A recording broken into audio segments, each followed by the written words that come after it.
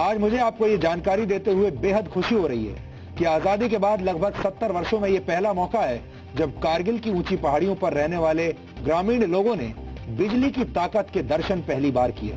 मैं कारगिल के जिन 2 गांवों का जिक्र आज कर रहा हूं, उनके नाम स्ट्रेक्ची ब्रॉक और फूकर बौद्ध खारबू है।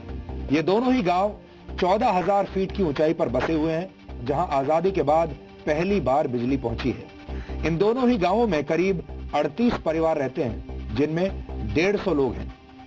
कारगिल से इन दोनों ही गांवों की दूरी करीब 80 किलोमीटर है।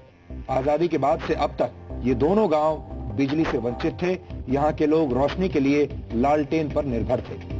ये दोनों गांव बहुत ज्यादा ऊंचाई पर बसे हुए हैं, इसलिए यहाँ बिजली के तार और खंभों को पहुंचाना बहुत मुश्किल काम है। लेकिन Kargil renewable energy development agency यानी क्रेडा ने इन गांवों में बिजली पहुंचाने के लिए नैनो ग्रिड इलेक्ट्रिसिटी टेक्नोलॉजी का इस्तेमाल किया। क्रेडा ने ऐसे छोटे ग्रिड्स बनाए जिनकी मदद से सौर ऊर्जा को एक गांव की जरूरत के मुताबिक बिजली में तब्दील किया जा सके। स्ट्रेक्ची ब्रॉक गांव में 250 वॉट, 100 वॉट और 70 वॉट की कैपेसिटी वाले 3 ग्रिड्स इंस्टॉल किए गए हैं, जबकि बौद्ध खारबू गांव में 70 वॉट के 3, 250 वॉट का 1 और 100 वॉट के 5 ग्रिड्स इंस्टॉल करके यहां बिजली पहुंचाने का काम किया गया। और इन दोनों ही गांवों में हर एक ग्रिड से 3 से 4 घरों को जोड़ दिया गया है।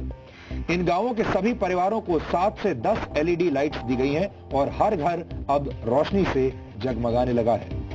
खुशी की बात यह भी है कि इन दोनों गांवों में ऐसी तकनीक का इस्तेमाल किया गया है जिससे ग्रिड पर ज्यादा लोड नहीं पड़ता। इन गांवों के बच्चों को पढ़ाई करने में पहले के मुकाबले अब बहुत आसानी हो गई है। मिनिस्ट्री ऑफ पावर के मुताबिक पिछले 19 महीनों में जम्मू कश्मीर के 32 गांव ऐसे हैं जहां बिजली पहुंचाई जा चुकी है, यानी हर महीने 1 से ज्यादा गांवों में बिजली पहुंचाई गई। हालांकि जम्मू कश्मीर के 102 गांव आज भी अंधेरे में हैं, लेकिन उम्मीद की जा रही है कि बहुत जल्द बाकी बचे गांवों में पसरा अंधेरा भी दूर हो जाएगा। इसलिए आज जगमगाती रोशनी से भरपूर इस पॉजिटिव खबर का संचार पूरे देश में करना जरूरी है। ये मेरे देश की जगमगाती तस्वीर है।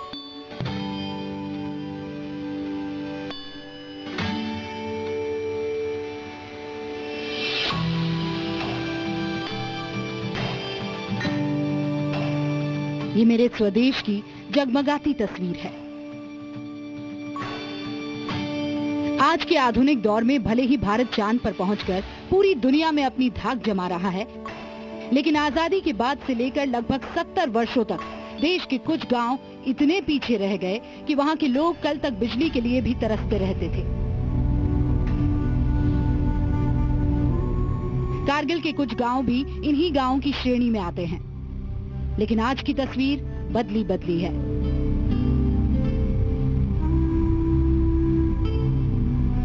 चौदह 14,000 फीट की ऊंचाई पर बसे कारगिल के इन 2 गांवों में आज उम्मीद की नई रोशनी दिखाई दी है, क्योंकि इन्होंने आजादी के लगभग 70 वर्षों बाद ये समझा है कि बिजली की ताकत क्या होती है। खास जो सोलर का किरदार होता है वो विंटर का होता है, क्योंकि विंटर के 6 महीने कारगिल में लाइट बिल्कुल कमी होती है सर कारगिल में। तो हमें घरों के लिए हीटिंग के लिए तो सोलर बहुत फायदेमंद है सर हमारे लिए। बहुत यूज होता है, जैसे कि हमारे कुछ ऐसे इलाके हैं जहाँ पर अभी तक बिल्कुल लाइट है ही नहीं, जहाँ पर मेरे ख्याल से अभी समर में ही 2-3 घंटे बिजली आती है और विंटर में तो आती ही नहीं है। तो वहाँ पर काफ़ी फायदेमंद है सर इसका। बहुत सारे चीज़ों में इस्तेमाल होते हैं, जैसे कि कंप्यूटर लैब में और लाइब्रेरी वगैरह वगैरह में अगर पावर नहीं आता है तो यही इसी से ही चला जाते हैं। गांव में भी सर जब बारिश नहीं होते, बारिश आते सर, उस वक्त बिजली नहीं होते, तब हॉस्पिटलों में होते सर, हॉस्पिटल में ज़रूरत पड़ते हैं। हाँ सर, और स्कूलों में भी ज़रूरत पड़ते है। कारगिल को वैसे तो भारत और पाकिस्तान के युद्ध के लिए याद किया जाता है, लेकिन आज की तारीख में कारगिल की चर्चा इसलिए हो रही है क्योंकि यहाँ के लोगों ने अंधेरे पर विजय प्राप्त कर ली है। Kargil, you know, is one of the backward district of Ladakh region. That means in Ladakh region we have 2 districts. One is Leh, one is Kargil. The population of Kargil is around about 1,30,000. and it consists of 129 revenue villages. So at least you can say most of this population is dependent on agriculture, and electricity is the main source, and most of the villages till date is not electrified till yet. So in 2010 Kargil we had the renewable energy program sanctioned by Ministry of New and Renewable Energy, Government of India. This is a mega project for whole Ladakh region. That means Leh in Kargil. Air market about 270 crore of worth rupees of project to Kargil district, which includes most of these solar power project. That means SPV power plants, hydro project, then thermal projects. We have greenhouses. So there we have domestic greenhouses, commercial greenhouses.